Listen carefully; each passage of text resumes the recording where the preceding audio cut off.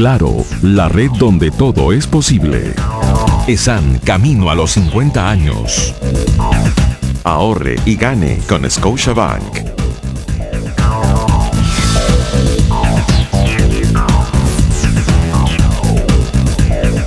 Bien, regresamos entonces, estamos con el congresista de Gana Perú, Teófilo Gamarra, y con el economista Eugenio Medina. Con ellos vamos a hacer un ejercicio, vamos a hablar sobre una eventual candidatura de la primera dama Nadine Heredia. Buenas noches, congresista, buenas noches, Eugenio, muchas gracias por estar con nosotros en el programa. Muy buenas noches, muchas gracias. Bien, la idea de la mesa de conversación es hacer un ejercicio, vamos a hacer un ejercicio. El artículo 107 de la Ley Orgánica de Elecciones prohíbe taxativamente, en el inciso E, la postulación del cónyuge y los parientes consanguíneos dentro del cuarto grado, con lo cual hay una ley que expresa una prohibición a que la primera dama postule. Yo quisiera hacer un ejercicio para conversar sobre un escenario potencial, si es que ocurren dos supuestos, ¿no? En primer lugar, que alguna persona presente alguna demanda de inconstitucionalidad y que el Tribunal Constitucional diga que efectivamente la Constitución no lo prohíbe y que la ley no puede prohibir algo que la Constitución no lo prohíbe, entonces abra la puerta a una eventual candidatura. Y el segundo supuesto, que la primera dama diga, bueno, ok, hay una demanda popular, tengo un nivel de aprobación suficientemente alto que de alguna manera determina que la población efectivamente me desea a mí dentro de un cargo político, y con lo cual lanza una candidatura. Entonces, en estos dos supuestos quisiera saber cuáles serían sus opiniones, si les parecerían bien o mal, ¿por qué, congresista? Muchas gracias. En principio debemos precisar lo siguiente. En efecto, la Constitución del 93 establece uno de sus artículos, ¿no? Específicamente el artículo 31, con relación a los requisitos para postular a la presidencia de la República. Y establece como requisitos ser peruano de nacimiento y tener más de 35 años. Son los dos únicos, ¿no? Adicionalmente, si nosotros queremos hacer una comparación con la Constitución del 79, la Constitución del 79 desarrolla también los requisitos para ser presidente, y tanto el artículo 202, ¿no es cierto?, como el artículo 204 desarrollan de manera específica. Y en el 204, por ejemplo, la Constitución del 79 establece que no pueden postular a presidente de la República ni a la vicepresidencia el cónyuge, los parientes consanguíneos dentro del cuarto grado de consanguinidad. Eso quiere decir, si la ratio leyes de la Constitución del 93 hubiese querido limitar la postulación de la cónyuge, fácil hubiese sido consignar en un artículo adicional o de repente en un supuesto adicional en el mismo artículo, ¿no es cierto?, prohibir la postulación de la cónyuge. Correcto. No obstante lo señalado, tenemos también la ley número 26.859, Ley Orgánica de Elecciones, que en su artículo 107, en el último párrafo, justamente establece que no pueden postular a la presidencia el cónyuge y los parientes. Pero habría que preguntarse, ¿de cuándo es esta ley número 26.859? Esta ley es del miércoles 1 de octubre del 97. Es decir, esta ley se da justamente para cerrar el paso, ¿no es cierto?, a la esposa del entonces presidente de la República, Alberto Fujimori. Esta ley fue con nombre propio. Ahora, nadie en su momento interpuso una acción de inconstitucionalidad, porque las esposas de los futuros presidentes no tuvieron ningún interés. Estamos hablando, por ejemplo, del expresidente Alejandro Toledo, cuya esposa era extranjera y no cumplía con el requisito, o del expresidente Alan García, cuya esposa era argentina y no cumplía con el requisito. Entonces, definitivamente no había el interés, ¿no es cierto?, o en todo caso no había la aprobación, o no había el trabajo, ¿no?, que actualmente, la primera dama desarrolla.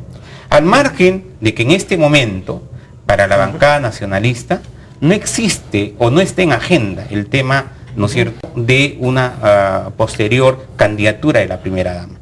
Es decir, eso todavía no lo hemos discutido. En el debate y en nuestra prioridad está resolver los problemas más grandes del país y mantener el crecimiento económico. La idea es hacer un ejercicio tomando como supuesto que cualquier persona mañana presente una acción de inconstitucionalidad y que esa acción es cedida a favor por el tribunal y que en un segundo tiempo la señora Nadine Heredia opta por postular. Mi pregunta es, en ese escenario, ¿usted le parecería bien o le parecería mal?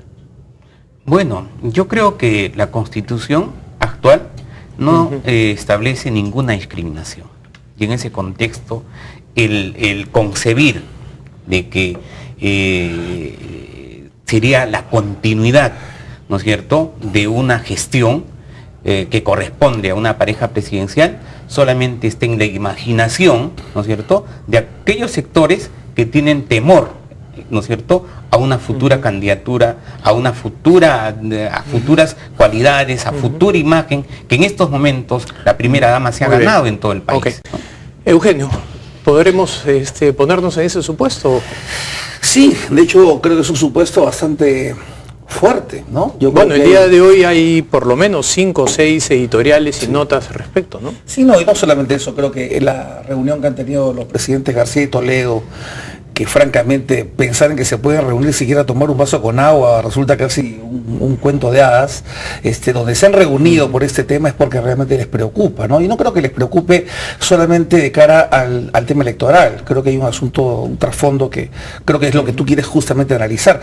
Yo aquí quisiera despersonalizar el tema en la señora Nadine, porque creo que tenemos que hablar del tema de fondo que está de por medio, y yo empezaría diciendo que no todo digamos, la Constitución es una carta jurídica pero también política, para empezar por ahí. Entonces la Constitución tiene un espíritu, el espíritu de las leyes, ¿no es cierto? Lo que de alguna manera Montesquieu recogía. La ley tiene un espíritu, tiene un sentido, ¿no? En las constituciones lógicamente no se pueden armar todos los recovecos de las situaciones de todos los días, porque indudablemente tendríamos en ese caso pues 10 tomos de constitución. Las cartas, imagínate tú lo que es la carta de hechos o la Constitución norteamericana, que son prácticamente una página, ¿no? Y con eso se manejan todo el orden jurídico. Entonces, el hecho de que la inglesa que no existe. Imagínate, ¿no? Entonces, lo que tenemos que entender es que no todo lo que está, o sea, digamos, no todo lo que no está en la Constitución significa que sea ilegal, ¿no? O sea, hay cosas que no están en la Constitución. Por ejemplo, no hay nada en la Constitución que diga que una persona debe dejar su cargo de alcalde para postularse con 6 meses de antelación o algo así, ¿no es cierto? Alguien podría decir, eso va contra el derecho del trabajo, ¿no es cierto?, que es un derecho constitucional. Pero lógicamente el espíritu ahí cuál es, de que alguien que se va a una reelección no pues utilice los fondos públicos para poder potenciar esa reelección y pueda generar un desbalance. En la contienda democrática, Juan José, involucra la posibilidad de que compitan en igualdad de condiciones. Si alguien tiene acceso a los fondos del Estado, como lo tendría algún familiar de un presidente, indudablemente tiene capacidad de hacer una campaña que sus rivales no van a hacer. Entonces, lo que recoge el espíritu de las leyes es frenar la posibilidad de que sea el cónyuge, o sea cualquier persona allegada, porque no solamente se habla del cónyuge en la ley, pues pueda usar esos recursos para ganar ventajas sobre otros. Ahora, ese es quisiera de nuevo rezar la pregunta. Si en el caso ella postulase de nuevo, se abre la posibilidad y ella decide postular, ¿te parecería bien, te parecería mal? A mí me parecería bastante mal, porque daríamos una señal institucional de que estamos manejando una reelección encubierta, hay que decirlo abiertamente, ¿no? A ver, no me parece mal que la señora Heredia se postule muchas veces a la presidencia de la República. Me parece que ella tendría que esperarse a la subsiguiente elección, ¿no? Con todo el derecho, creo que tiene, digamos, el carisma para enfrentar una elección y podría ser, como cualquier ciudadano, pasible de ser elegida. Pero en estas circunstancias, en las que además ella ha tomado un perfil de activista político, como casi se ha autodefinido últimamente, pues eso nos está diciendo de que su papel está orientado a buscar una presencia que claramente tiene visos electorales, y eso me parecería que inclinaría la cancha de un lado, como se inclina, por ejemplo, en el caso de Maduro frente a Capriles en Venezuela, o se ha inclinado en el modelo kirchnerista en las elecciones argentinas, ¿no?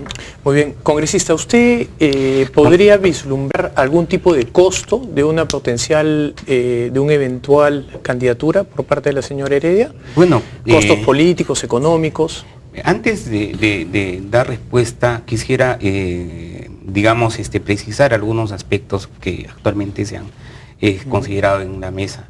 En principio se dice que se podría hacer uso de los recursos del Estado y sería una eventual reelección, ¿no? Aparentemente, lo que señala la oposición, reelección de la pareja presidencial. Sin embargo, la pregunta salta en este momento porque nosotros tenemos también gobiernos regionales que son una especie de estados pequeños en donde se elige cada 4 años a un presidente regional y la Constitución establece la reelección de los presidentes regionales. Entonces, en esta situación existe desigualdad en las elecciones a nivel de los gobiernos regionales. Entonces, ¿debería modificarse esta situación? Esa es una pregunta. Por otro lado, yo creo que, como lo ha señalado el amigo que nos acompaña, en principio creo que hay un temor.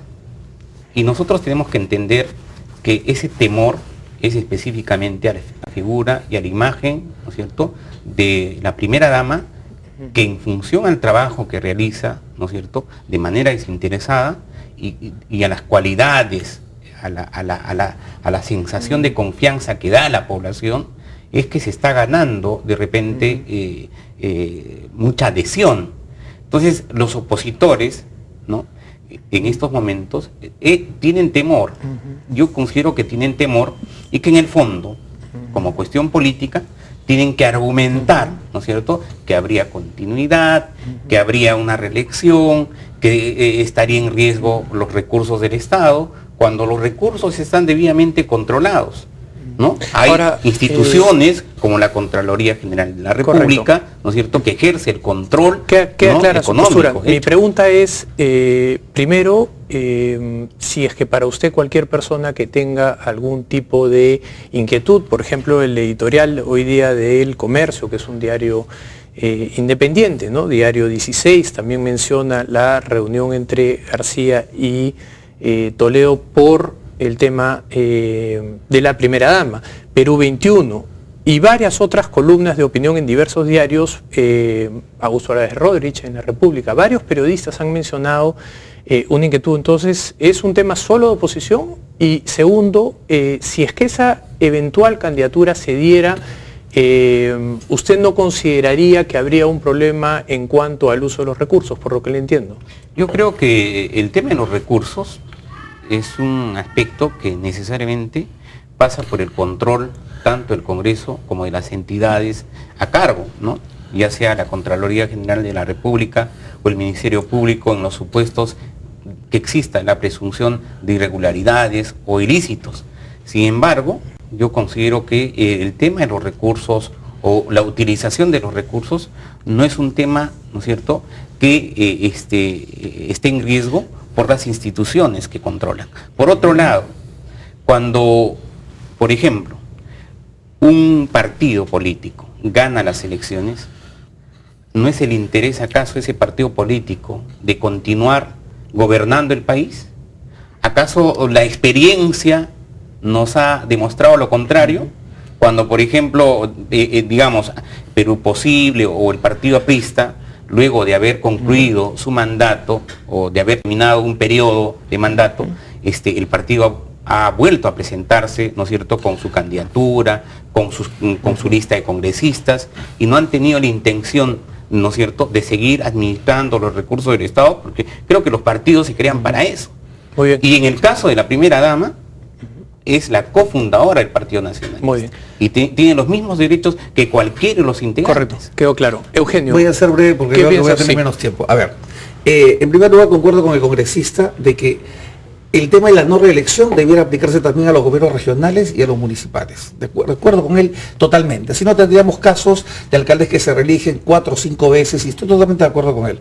El espíritu de la Constitución debiera ampliarse para todos, estoy de acuerdo. En este caso hay una ley expresa que habla de los cónyuges. En segundo lugar, no podemos nosotros negar que hay una diferencia entre las reelecciones norteamericanas y las reelecciones latinoamericanas.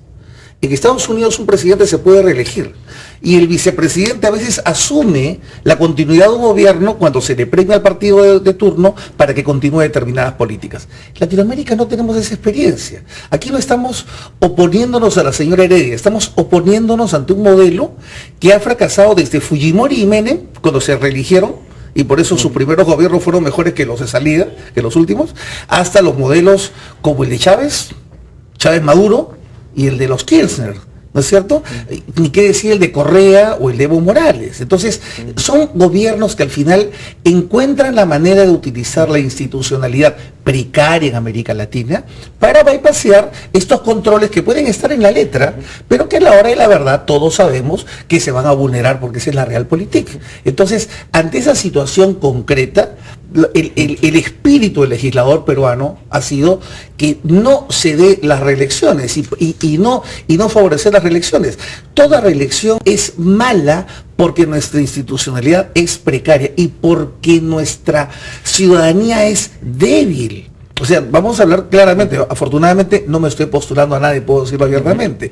Al ciudadano peruano es bastante sencillo manipularlo desde con letreritos, con artistas, hasta con prebendas o promesas. Entonces, las mismas personas que hoy día están vitoreando a la señora Nadine, cuando va la señora Keiko también la vitorean y también vitorearon antes a otros presidentes. Entonces, estamos hablando de una institucionalidad bastante precaria. Vamos a hacer una breve pausa y regresamos después. Vamos a seguir conversando con el congresista Teófilo Gamarra y el economista Eugenio Medina. Vamos a una pausa y regresamos.